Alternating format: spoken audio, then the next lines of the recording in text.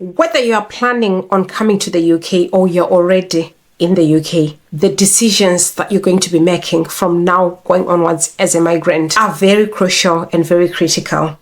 Why it is so important that I thought I'll make this video, because this is the 1st of July 2025 and the UK government has actually implemented or has actually set out a number of changes that they wish to make to their immigration, which is a major big overhaul that we've all been anticipating. And you remember I've been making videos about the white paper. A few weeks ago I made another video, a follow-up to the initial white paper video I made in May. It seems as though the changes are coming and there's no turning back. It seems as what we've all been anticipating and dreading is finally here. And of course, it's been taken with mixed feelings from actual migrants or the skilled workers or prospective migrants seeking to come to the UK. Industry experts have also reacted to the changes, which are meant to be implemented by the 22nd or starting from the 22nd of July 2025. And part and parcel of these changes that I'm going to talk about in this video involve an end to the famous health and social care visa. Most care workers like myself or prospective care workers like myself would be affected by these changes, but they are here. They are putting an end to the care worker visa due to its massive abuse and exploitation, which they can't even starting to crack down on all the abuse, all the manipulation and exploitation that has been happening, except just to decide to put an end to the visa.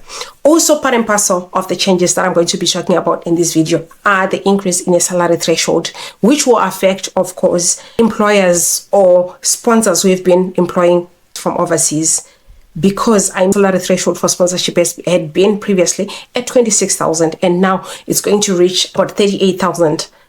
So that has got a massive impact on sponsoring employers, and we're going to be talking about all of that in this video.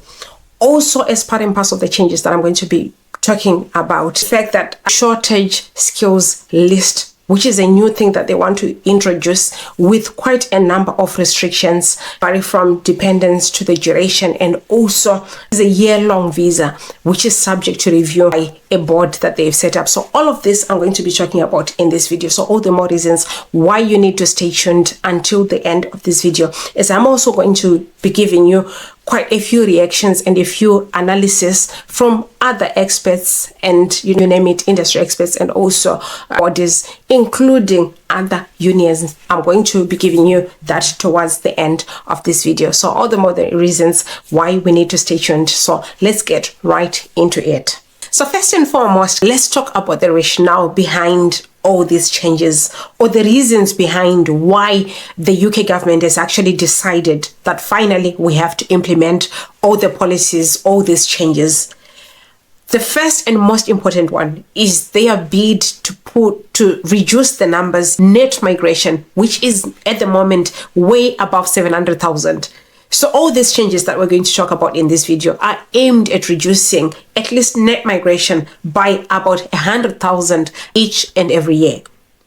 And we're talking about migration at this juncture. The second reason why they've actually implemented all these changes is to encourage employers, to encourage companies within the UK to actually start looking at the local labor market, training the locals instead of just heavily relying on migrant labor or relying solely on overseas. And this is like sectors such as the care sector, construction industry, you name it. The other reason why they've decided to implement all these changes is the perception that they want the public to really view the immigration system not as a burden, as it looks like at the moment, but as a fair and controlled system. So they are quite serious about these changes that they want to implement at this point in time.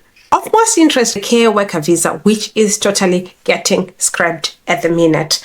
And this is to be implemented on the 22nd of July.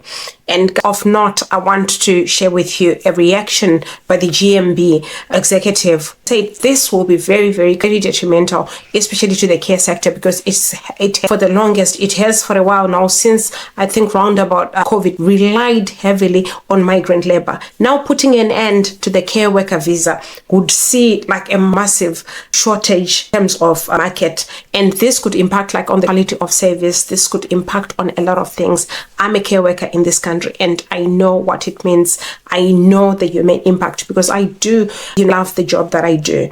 However, the government's argument is the fact that there is nearly about 40,000 other workers who came through unscrupulous sponsors who could not offer them a decent job in terms of. However, the vacancies, there's an estimated vacancy of care workers of about 130,000.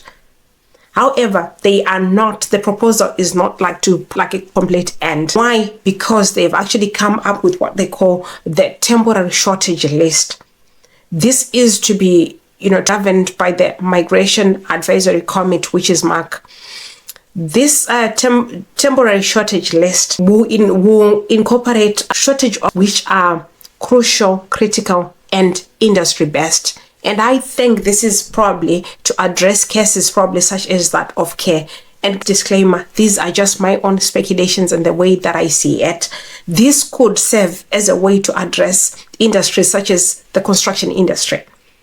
This temporary shortage list is meant to run until end of 2026, whereby again this board called MAC would then review whether or not to continue with a certain pathway or whether or not to continue with a certain shortage occupation list.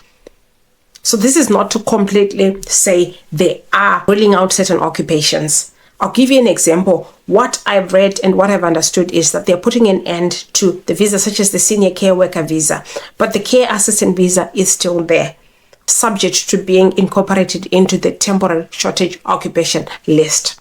However, there has been other changes, other implementations that we can talk about. An increase to the salary threshold. There used to be a minimum salary threshold of about 38,000. Now it's gone up to about 41,700 according to their proposals.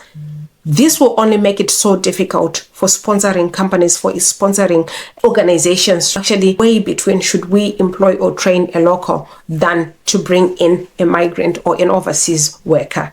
So this will actually see, this increase in salary threshold will see a drop in about 111 occupations dropped from the shortage occupation list. I will share in other videos all these occupations, which occupations have actually been right away dropped. So all the more reasons why you need to stay on this channel and do subscribe so that you don't miss out on anything, because this is something that I'm following closely because it affects me. So I do follow closely and I do try by all means to bring it as it happens. Part and parcel as well. If you're already in the country and you're a care worker like myself, the government has reiterated the fact that there are transitional plans in place until I think towards the end of the year. So if you're looking into, and part and parcel of these plans including switching like from one employer to another, they haven't said anything about indefinite leave to remain. And we are all fingers crossed that at least the 5-year route will be still in place. Some of the changes that they've implemented to the care worker visa, which is of interest, is the fact that if you came after March of 2024, still they are saying no dependents if you're coming on this skilled worker visa. If you're coming on a care worker visa, definitely, or if you are still on a care worker visa at the moment, you cannot bring in dependents if you came after the 24th of March 2024. So in summary, what we're saying is these reforms are targeting nearly, I think, about 4 areas as skilled workers. So first and foremost is they want highly skilled workers coming to the UK, which means they start from like degree level, again with exemptions of what they will put into the temporary shortage skills list. This will involve those occupations which don't require degrees or things like that. The second policy is that skilled worker jobs are going to be governed by salary threshold. So entirely what they're telling employers is you can only bring in an overseas worker if you can pay them at least a minimum of 41,700. The third guiding factor is the shortage occupation list, which has got a duration of up until end of 2026 and which is subject to review by the Migration Advisory Committee, whether or not to continue with that profession or occupation, or whether or not to continue sponsoring overseas workers in certain. So things are getting tighter and tighter by day. It's also pointing out to the removal of certain occupations or job sectors. Part and parcel of the changes that are coming in terms of the English language requirement for all visa applications. And I know for a fact when we came, only the main applicant would have an English test requirement. The dependents would not require English test requirements. But it's pointing to that. They would require everyone to have English test, part and parcel of their requirements to come to the country. These are hard times to be an immigrant in this country. However, there is something that you can do. You can always do, rather be found doing something than just to say, well, I'll wait and see. So I'll give you a quick rundown of some of the things that you need to do at the moment or going forward. I'll start with caregivers. If you're a caregiver in this country, please take note of these things. Take note of when your visa is expiring and be in constant check with your employer whether or not they're going to be renewing your visa or sponsoring you going forward. I think as we go, clarity will come into play, but always be where you need legal advice, please do so. We just share information that we research on, take interest on, but we do not replace legal advice, so disclaimer. Also, again, I think the forecast is that I think with the care worker visa, renewal, sponsorship, and other things to do with it are going to be more restrictive, especially 12 months from now or towards the end of the year going forward. It's going to be very, very restrictive with the coming in of the temporary shortage skills list. So we can only keep our fingers crossed that it will be in our favor. I think the 5 to 10 year route, indefinite leave to remain, is now shadow in place. They haven't really dwelled or drilled much about it, but I think they are set on really implementing it.